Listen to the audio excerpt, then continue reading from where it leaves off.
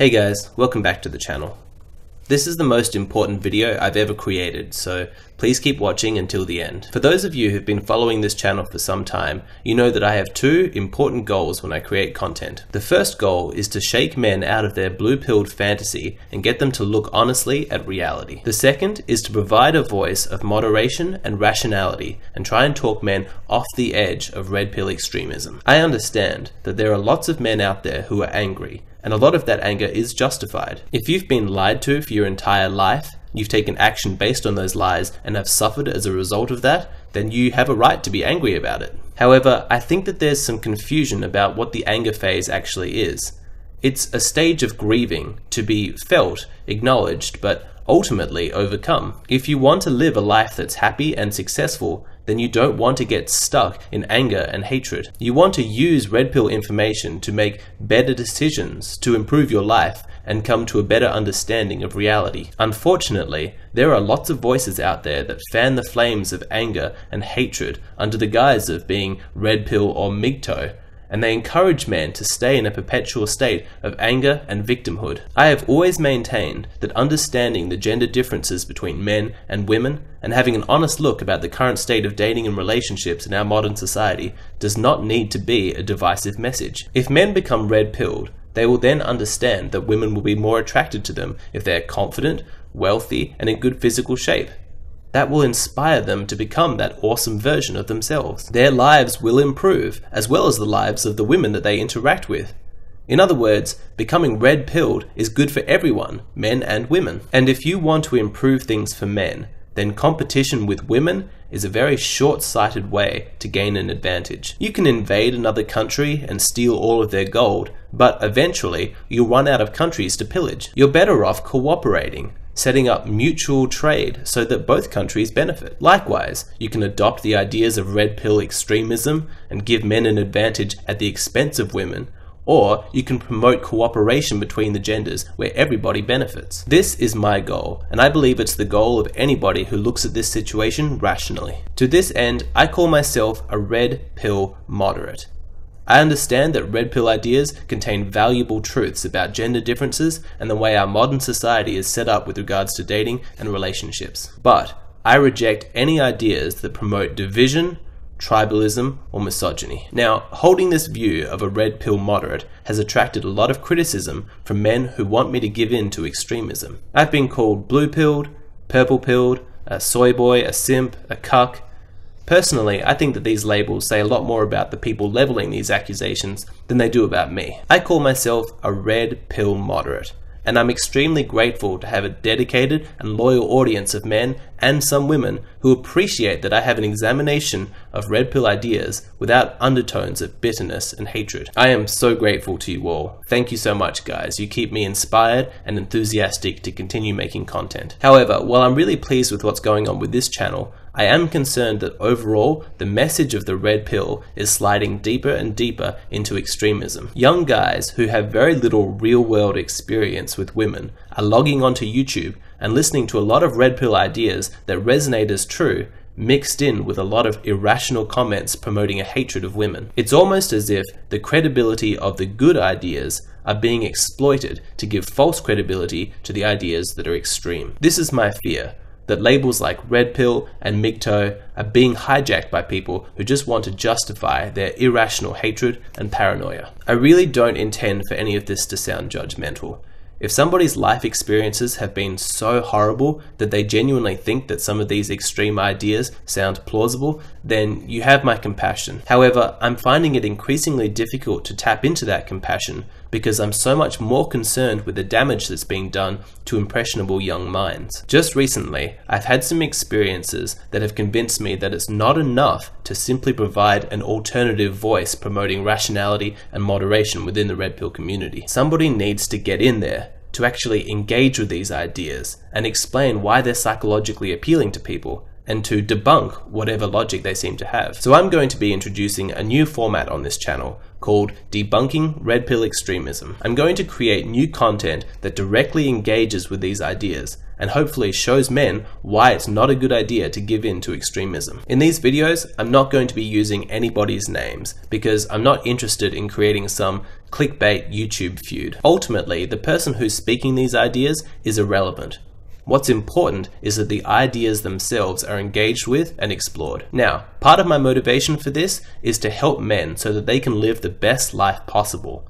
But the other part of my motivation is just to satisfy my own conscience. Just like I believe that it's incumbent on moderate Muslims to denounce radical Islam and for socialists to denounce extreme Marxist ideas, if I'm going to use the term red pill in my channel, then I feel like it's my moral responsibility to point out ideas that are extreme but are disguised as being red pill. Now, I feel like one of the central tenets of being a red pill moderate is the ability to defend your ideas on their merits without needing to resort to personal insults or attacks. I don't expect everybody who listens to my ideas to agree with me.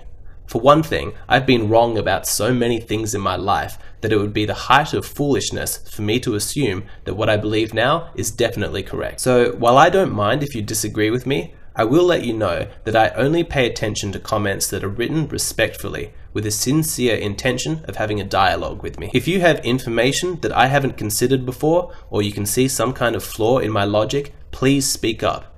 It's by exposing myself to new ideas that I ultimately become wise. However, if your only intention is to insult and create more division, I'll politely ask you now to move on to a different channel. I don't think you're going to find content here that appeals to your perspective. It's this sort of thing that I think really defines what I see as a split within the red pill community. Some of the information spoken about might be the same, but if we have completely different end goals in mind, how much do we really have in common? This might sound strange to some people, but I genuinely feel like I have more in common with a rational and moderate feminist than I do with a red pill extremist. If a woman sits down with me and respectfully says that to her, feminism is about equality between the genders, and she shows a genuine interest and concern in some of the unique difficulties faced by men, then I feel like we're fundamentally on the same page. We'll probably have a whole bunch of disagreements, but the important thing is that we want what's best for everybody, both genders. If I compare that with some guy who tells me that women are fundamentally broken at their core, that the only solution is to take away their voting rights and replace them with silicone sex dolls, I really just don't feel like I have anything in common with that guy. If I follow his line of thinking, it's only going to create more division, more unhappiness, more suffering, and I have no interest in that. I don't mean to sound dramatic, but I really feel like what's at stake here is the future of the red pill philosophy. We have this collection of ideas, but what are we going to do with it? Are we going to do what humans have always done, twisted the facts and stoked the fires of anger, hatred, and division? Or can we use this opportunity to promote cooperation so everybody mutually benefits, men and women? I really hope that it's the latter that wins, and that the legitimate concerns that the red pill community raises eventually become mainstream talking points, and we can begin to see some changes. This seems like a far better alternative than the red pill philosophy being relegated to some fringe corner of the internet and drowning in a sea of anger and bitterness. I really hope that the wider red pill community starts to show some signs of moderation and actively denouncing extreme ideas.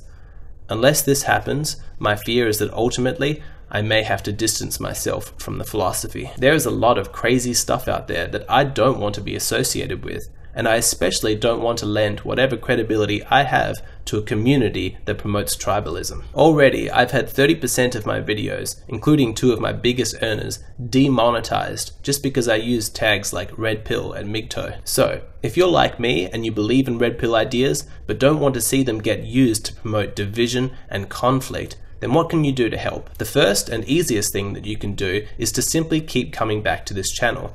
If you have a friend who you fear is getting lost in extreme ideas, maybe send them a couple of these videos. By supporting this channel, you demonstrate that it's red pill moderates that are in the majority, and the minority are those who give in to extremism. If you want to take your support to the next level, then maybe consider making a pledge on Patreon. Every donation helps keep the channel going, and I really appreciate it. Outside of that, find other red pill channels that are moderate in their approach and support them. If you find some great ones, let me know of their existence so I can reach out and do some collaborations. Eventually, we could have a wide network of cooperating channels that appeals directly to an audience of red pill moderates. Also, try talking to the women in your life about the red pill and about some of the unique struggles that men face. Enlist them as allies. Don't give in to the paranoia that some people promote. telling you that women are the enemies and that they can't be trusted. If you've only met horrible women in your life, then you have my compassion. But hear me when I say that if that's the case, you're at least partly responsible. You need to go out there and find some nicer women, women of higher quality. Once you've found them, start talking to them about men's issues. And lastly, the most important thing that you can do to show your support is to become the best version of yourself that you can be. If you have suffered due to your blue pill conditioning, then the best revenge that you can possibly get is to become awesome. Complaining, giving into anger, being a perpetual victim will not make you happy, but living an awesome life will. So go out there and make it happen. You deserve it. Thank you so much for watching. Be sure to like, comment, subscribe, and also share this video with others so that together we can use Red Pill ideas to improve the lives of everyone.